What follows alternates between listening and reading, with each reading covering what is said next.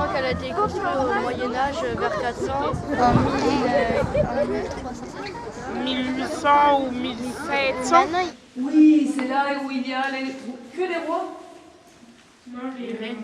Très bien, que les rois et les reines de France ont été enterrés officiellement à partir du XIIIe siècle jusqu'à la Révolution française. Ce qui fait de ce lieu en fait un cimetière. C'est parfait. On a en partie avec les deux gisants qui sont tout près du pilier, les mérovingiens.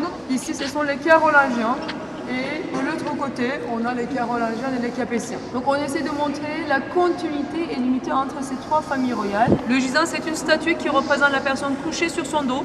On les représente toujours avec un visage et un corps idéalisé. Qui le représente à 33 ans, avec les yeux grands ouverts. Et voilà un grand cercueil, plus grand que les autres.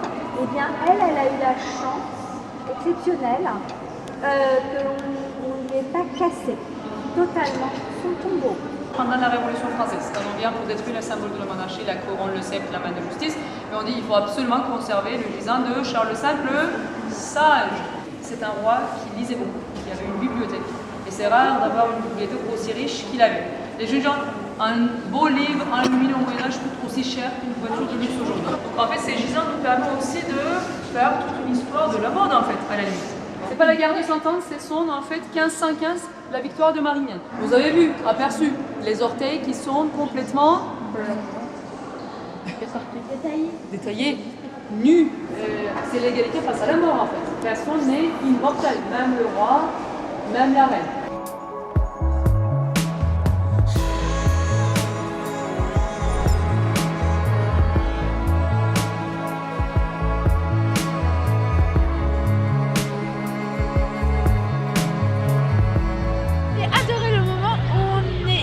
Dans le petit cimetière où on a vu des sarcophages. On a vu Louis XVI et Marie-Antoinette, c'était leur représentation. Aussi, au fil des siècles, on remarque que pour les tombes, ils sont de plus en plus ils sont de plus en plus propres et de plus en plus détaillés. Et ça c'est vraiment impressionnant. Et moi, je trouve que c'était bien à propos des reines et des rois. Et aussi des tombes, c'était très bien exposé. Du coup aussi on découvre l'histoire de la France, de notre pays. Ils nous ont fait penser à Astérix et Obélix. C'était les Gaulois qui avaient toujours des problèmes avec les Romains et avec César. Dans 5 minutes on va aller voir les figurines de Scapin.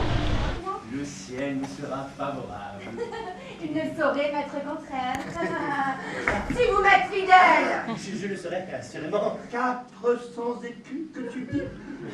Non, 500 écus.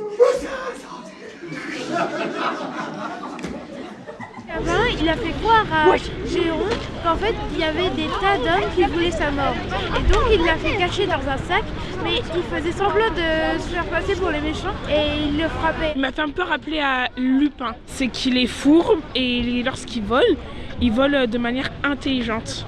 On dira ce Turc que je vais envoyer la justice après lui. La justice en pleine mer. Vous moquez-vous des gens? Mais que diable allait-il faire dans cette galère? Et en plus, c'était drôle parce que les acteurs étaient vraiment à 100% dans leur rôle. Moi, vraiment, je trouve que cette journée était vraiment très très bien.